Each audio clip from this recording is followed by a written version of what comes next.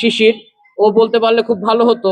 ওর সাথে বিডি ক্লিনের অনেক ছেলে মেয়ে একসাথে যারা কাজ করত, চাটমোহরের ইয়াং যে ছেলে মেয়েগুলো একসাথে দেয়াল লিখনে অংশগ্রহণ করছে। আপনারা দেখতে পারবেন যে গত 3 দিন যাবত এইখানে উপজেলা গেটের সামনে এই দেয়ালে চিত্রাঙ্কন করা হয়েছে, হাদির গ্রাফিতি আঁকা হয়েছে, বিভিন্ন স্লোগানে এখানে লেখা হয়েছে। আসলে হাদি যে ইসলামিক চিন্তা চেতনা ধারণ করতো, ব্যাপারটা শুধু তাই নয়, হাদি একটা ইসলামের মানে ইনসাফের রাষ্ট্র কায়েম করতে চেয়েছিল।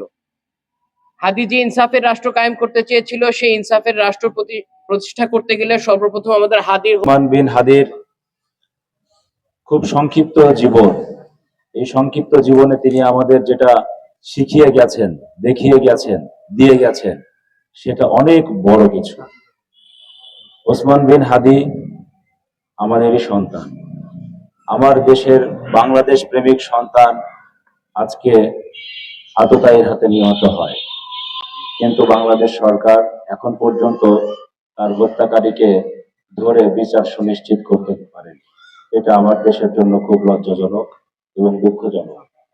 অত্যন্ত ভারাক্রান্ত হৃদয়ে আমরা বলতে চাই যে যারা বাংলাদেশকে লালন করে, বাংলাদেশকে ধারণ করে অন্তরে, তাদেরকে যারা এই দেশ থেকে সরিয়ে দিয়ে দুনিয়া থেকে সরিয়ে দেওয়ার জন্য এক হত্যাযজ্ঞ অপারেশনে নেমেছে, তাদেরকে এখন পর্যন্ত এই সরকার কোনো কিছু দৃশ্যমান করতে পারেনি, তাদের বিরুদ্ধে বিচার ব্যবস্থা গ্রহণ করতে পারেনি।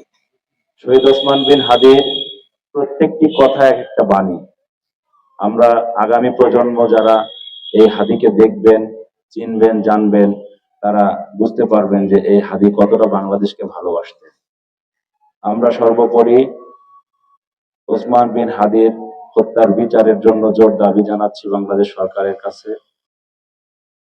হাদি কি মজলুমে লেনিন? না, হাদি হচ্ছে চি গুয়েভারা, যার কোনো কাটাতার নেই।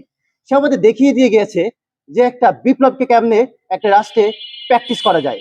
তো আজকে আমরা দেখেছি বিশ্বে অনেক ফিলোসফার ছিল যারা বিভিন্ন তথ্য দিয়ে গেছে, কিন্তু কিভাবে সেটা প্রয়োগ করতে হয় সেটা অনেকেই কিন্তু দেখিয়ে দিয়ে যাননি।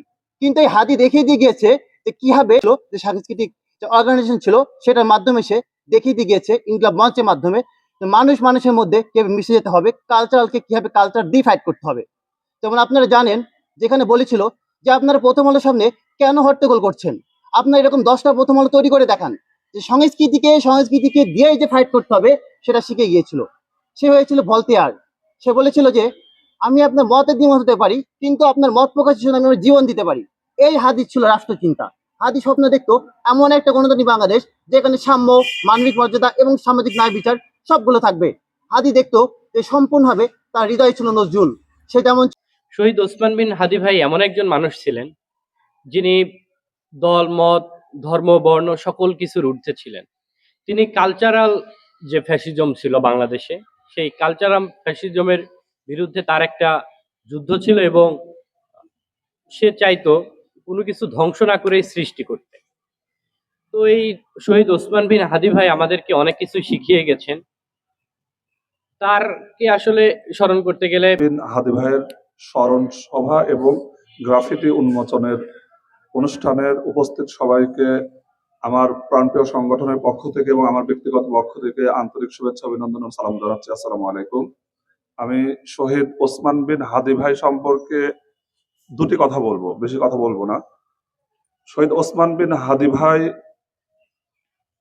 সৃষ্টির পক্ষে ছিলেন, ধ্বংসের পক্ষে না। যারা প্রথম আলো, ডেইলি স্টার সহ বিভিন্ন ভাঙচুর করেছেন বিভিন্ন জায়গায়, আমি তার তীব্র নিন্দা জানাচ্ছি। এবং শহীদ ওসমান বিন হাদি ভাই বলেছিলেন প্রথম আলোর বিপরীতে 10টি প্রথম আলো তৈরি করতে হবে। এটা শহীদ ওসমান বিন হাদি ভাইয়ের স্বপ্ন ছিল। শহীদ ওসমান বিন হাদি ভাই বলেছিলেন যে আমার নিরাপত্তার দরকার নাই, যদি আমাকে কেউ হত্যা করে তার বিচার যেন করা হয়। আমরা বিচার চাই, আমরা বিচার চাই।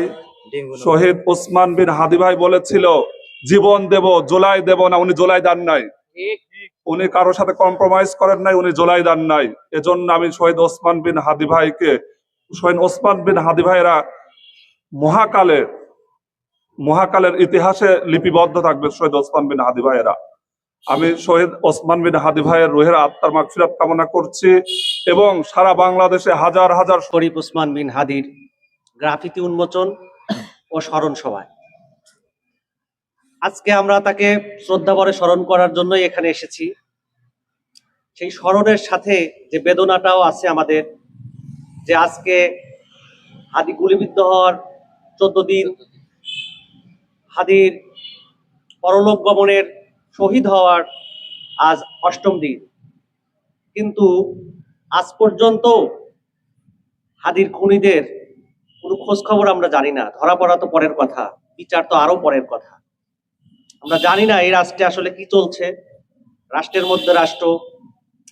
আমরা দেখেছিলাম এর আগে সাগররুনি হত্যাকাণ্ড হয়েছিল, সেই সময় স্বরাষ্ট্রমন্ত্রী সাহারা খাতুন বলেছিলেন 48 ঘন্টার মধ্যে খুনিদের ধরা হবে, কিন্তু সেই 48 ঘন্টা 18 বছর পার হয়ে গেছে। জানি না আমাদের হাদির ক্ষেত্রেও সেটা হবে কিনা। যদি সেটা হয় তাহলে সেটা হবে বাংলাদেশ রাষ্ট্রের একটা ব্যর্থতা। আমি তো মনে করি এটা বাংলাদেশ রাষ্ট্রের সার্বভৌম থাকার জন্য হাদির খুনিদের বিচার করতেই হবে, এর কোনো বিকল্প নাই। হাদির যে লড়াই ছিল সেই আদর্শিক লড়াই। ওসমান বিন হাদি ভাইয়ের হত্যার বিচারের জন্য এখানে এসেছি। আমরা চাটমোহর উপজেলাবাসী অমলিন চাটমোহর, জুলাই অমলিন চাটমোহরের আন্ডারে, বা এটা একটা অরাজনৈতিক প্ল্যাটফর্মের আন্ডারে আমরা এখানে উপস্থিত হয়েছি। আমরা হাদি ভাইয়ের বিচার চাই। আপনারা দেখতে পাচ্ছেন বিগত প্রায় 14 দিন কয়েক ঘন্টা হয়ে গেছে, এখন পর্যন্ত আমরা হাদি ভাইয়ের বিচার পাই নাই। বাংলাদেশের যিনি স্বরাষ্ট্রমন্ত্রী আছেন, যারা প্রশাসন আছেন, যিনি প্রধান উপদেষ্টা আছেন, আমাদের সব সময় শুধু আশ্বাসই দিয়ে যাচ্ছেন আমরা খুব দ্রুত হাদি হত্যার বিচার করব, কিন্তু এভাবে দিন দিন চলেই যাচ্ছে, হাদি হত্যার বিচার হচ্ছে না। আসামিরা কিভাবে ভারতে পালিয়ে যায় সেটাও খতিয়ে দেখা হচ্ছে না। আমরা চাই ওসমান হাদির হত্যার বিচার হোক। এলাকা, আমাদের চাটমোহর, আমাদের বাংলাদেশের মানুষ দেখুক যে একজন জুলাই যোদ্ধা, জুলাই গণ অভ্যুত্থানের অগ্রনায়ক ছিলেন, যিনি ঢাকা 8 আসনের একজন সদস্য পদপ্রার্থী ছিলেন, এমপি পদপ্রার্থী ছিলেন, তাকে হটিয়ে দিয়ে এদেশের মানুষ চাইছে আমরা রাজত্ব করব, ক্ষমতায় থাকব, ভারতের দাসত্ব করব। কিন্তু ওসমান হাদি ভাই দেখিয়ে দিয়ে গেছেন যে ভারতের দাসত্ব ছাড়া কিভাবে আমরা বাংলাদেশকে ইনসাফের পথে, ইনসাফের একটা রাষ্ট্র গঠন করে এগিয়ে নিয়ে যেতে পারি। আমরা আজকে এখানে যারা সমবেত হয়েছি, আমরা এখানে হাদি ভাইয়ের কালচারাল যে সিস্টেম ছিল, صغيرا رب اجعلني مقيم الصلاة ومن ذريتي ربنا وتقبل دعاء ربنا اغفر لي ولوالدي وللمؤمنين يوم يقوم الحساب حسبنا الله ونعم الوكيل نعم المولى ونعم النصير يا الله শহীদ ওসমান বিন হাদি এমন একজন মানুষ ছিলেন যিনি তার মৃত্যুর আগ পর্যন্ত ইনসাফের পক্ষে কথা বলেছেন, কিন্তু আফসোস আমরা তার জন্য এতটা দিন পার হয়ে যাওয়ার পরেও তার হত্যার বিচারকারীদের কোনো খোঁজ, কোনো ব্যবস্থা, কোনো কিছুই করতে পারিনি এবং তার জন্য বিন্দু পরিমাণ ইনসাফ আমরা এনে দিতে পারিনি। যে মানুষটা ইনসাফের জন্য, ইনসাফের পক্ষে কথা বলতো এবং সে কিনা তার শত্রুর জন্যও ইনসাফ চাইতো, অথচ সেই মানুষটার সাথে আজকে না ইনসাফই হচ্ছে। এ দায় কার? আমরা আগামী প্রজন্ম যারা এই হাদিকে দেখবেন, চিনবেন, জানবেন, তারা বুঝতে পারবেন যে এই হাদি কতটা বাংলাদেশকে ভালোবাসতেন।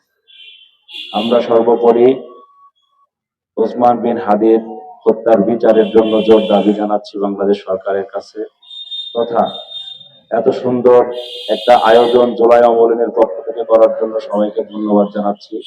কষ্ট করে যারা উপস্থিত হয়েছেন সবাইকে ধন্যবাদ জানাচ্ছি।